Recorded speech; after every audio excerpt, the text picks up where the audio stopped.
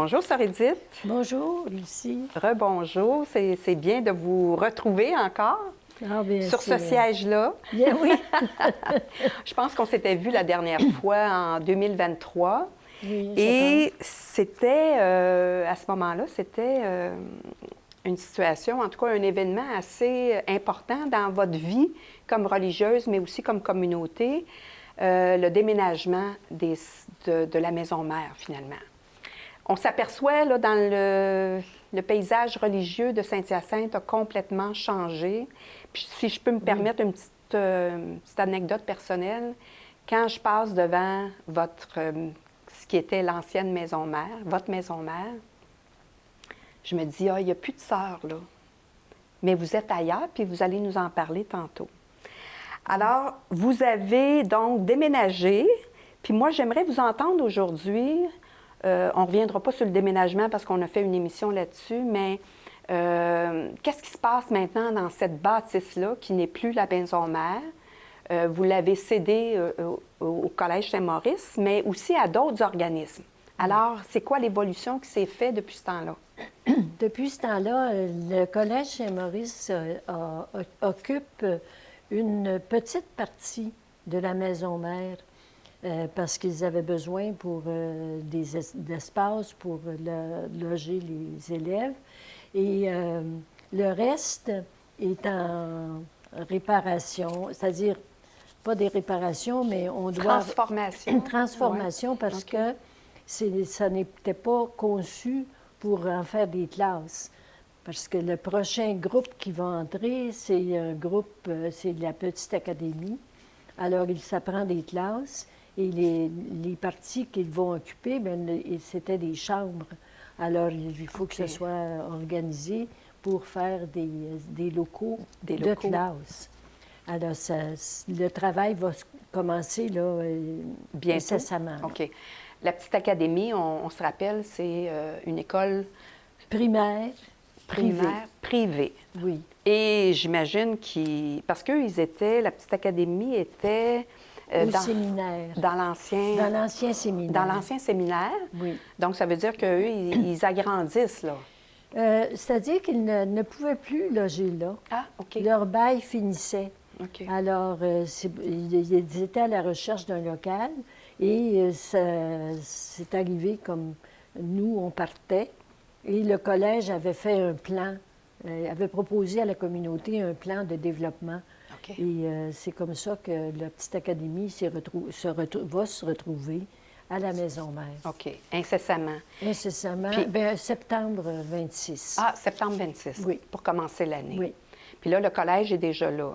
Le collège est déjà dans une partie qui donnait sur le collège, qui est devenu un laboratoire de technologie. Pour les cours d'initiation à la technologie. Oui, oui. OK. Alors, qui était dans l'ancien collège, mais ils ont fait des changements parce qu'ils voulaient agrandir les vestiaires. OK. Les vestiaires, c'est toujours une partie où c'est plus difficile dans une école. Oui. Puis le collège, dans le fond, je pense, prend de l'ampleur aussi. Pas nécessairement. Ah, non, pas nécessairement. Non, le collège, en tout cas, l'objectif actuel, c'est de rester à une taille vraiment humaine. Ils sont à 900. Alors, mais quand même. C'est vraiment la taille qu'ils veulent avoir. Sinon, ça devient trop... c'est plus difficile. C'est plus difficile. Ou du moins, c'est ce qu'on perçoit. Mais là, l'ancienne maison mère était très grande. Alors là, on parle du collège, on parle de la petite académie, mais il y a d'autres étages. Mais ils sont déjà rendus, évidemment, notre siège social, le siège social des Centres de représentation de Marie du Québec, et à la maison mère, au 3e étage. On a des locaux là pour... mais il n'y a personne qui réside en permanence, là. Elles vont là pour travailler, puis... J'espère que vous ne louez pas les locaux. Non. Non. C'est pas notre travail. Et il y a aussi ce qu'on appelle Doudou Réconfort. Ah oui? C'est un organisme qui prépare des doudous pour des gens qui sont en chimiothérapie. Alors, ils offrent une doudou aux personnes qui sont en chimiothérapie. Et cette doudou-là est faite avec les gilets qui servent pour ramasser des fonds pour le cancer. OK. Il y a toujours une marche au mois de juin, là. Alors, c'est les gilets qui n'ont pas été donnés à ce moment-là ou achetés, bien, sont remis à cet organisme-là qui font les doudous, qui travaillent avec des bénévoles. OK. Oui. Puis là, il y a une garderie aussi. Est-ce que la garderie est effective La en ce moment? garderie n'est pas occupée dans le moment parce que ce sera pour les enfants des professeurs et de la petite académie et du collège, ceux qui ont des jeunes priorité. enfants En qui priorité. ne sont pas d'âge scolaire. OK. Et c'est aussi ouvert pour la ville de Saint-Hyacinthe OK. parce que c'est une garderie sans subvention, OK. non subventionnée. Alors, Puis, vous avez l'Office municipal d'habitation aussi qui était qui à est côté. en projet, qui est en là, projet. de déménager leur bureau dans une aile de la maison, de l'ancienne maison mère. Ça, c'est un projet qui est quand même assez bien ficelé, là.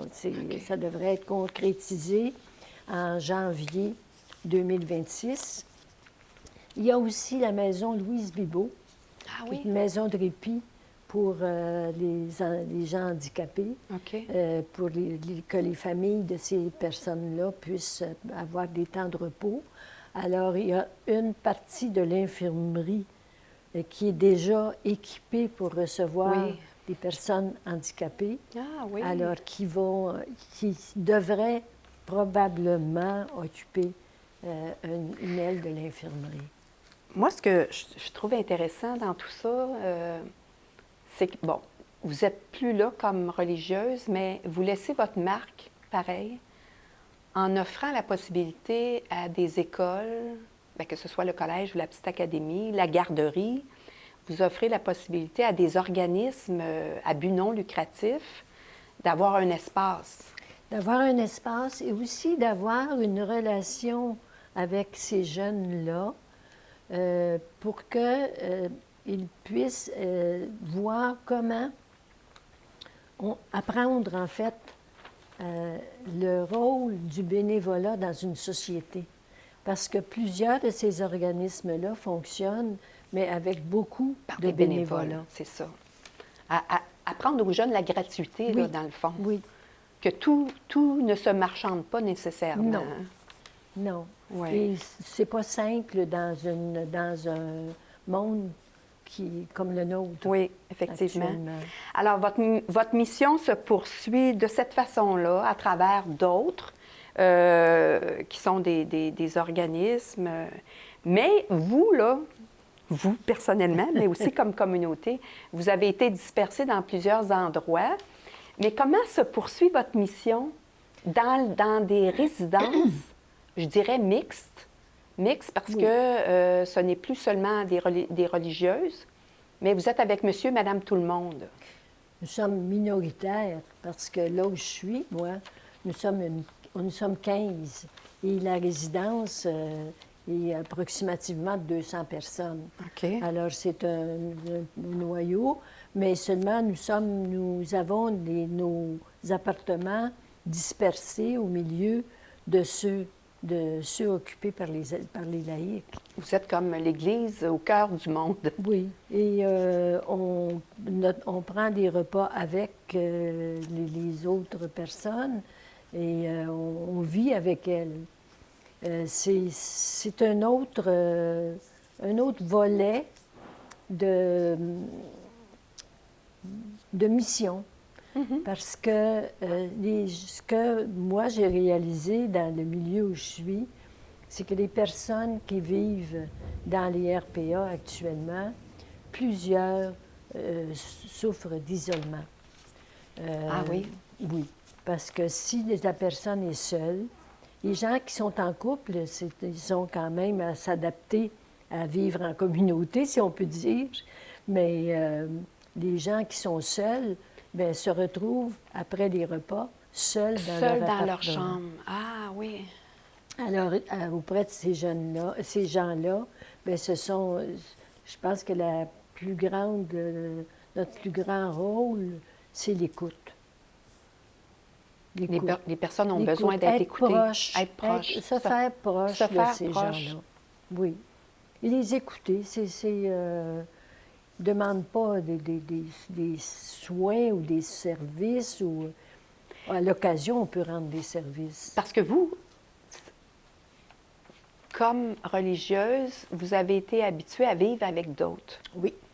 Alors que quand tu es en couple puis tu perds ton conjoint ou ta conjointe, tu te retrouves seule en résidence. Alors là, même s'il y a du monde dans les autres appartements autour, il y a un risque d'isolement Oui. très important. Oui. Oui. Moi, j'ai déjà connu une personne qui est en résidence. Elle a perdu son mari, mais elle ne va pas aux activités. Elle s'isole dans son appartement. C'est difficile. D'aller vers les de autres? s'intégrer OK. dans un milieu nouveau pour la personne et un milieu qui a déjà des relations d'établi à l'intérieur. C'est difficile pour elle, pour certaines personnes. Des relations d'établi, ça veut dire il y en a qui ont leur... Il y en a d'autres qui ont leur groupe pour OK. jouer aux cartes et faire des activités, parce qu'il y a quand même des activités offertes au RPA. OK. C'est au choix des personnes, là. Mais c'est des activités abordables pour des gens qui sont C'est comme vieillissants. si les personnes doivent recommencer à refaire de nouveaux contacts. Oui. Puis quand tu as 80, dans les 80, peut-être c'est pas toujours évident. Et que tu arrives aussi souvent fatigué. Ah oui, Parce OK. que, justement, il y a des marraines dans le milieu où je suis. J'ai été marraine pour une qui arrivait. Elle avait été proche aidante de son mari pendant plusieurs années. Là, elle ne pouvait plus s'en occuper parce que la charge était trop grande, mais elle est arrivée très, très fatiguée. Ah oui. Donc, c'est difficile Oui, à ce moment-là de dire, je vais sortir de chez Ouais, moi, c'est ça. puis je vais aller faire des activités. Elle ne sentait pas ce courage-là. Sœur Édith, on est déjà presque à la fin de notre émission. On pourrait continuer à jaser longtemps, mais il y a une phrase que des personnes vous ont dite. Oui. C'est quoi cette phrase-là? Oui. Quand, l'année Brièvement. dernière, là, à un moment donné, quelqu'un a dit à une des nôtres, depuis que vous êtes arrivée, l'atmosphère a changé. C'est plus doux, c'est plus accueillant et c'est plus pacifique. Wow! Alors, je pense qu'on a un rôle à jouer. Quel dans beau les personnes, témoignage! dans les RPA. Vous avez un rôle à jouer. Puis vous continuez votre mission. Sœur Édith Lavoie, sœur de la présentation de Marie, je vous remercie beaucoup de nous avoir donné ce témoignage-là.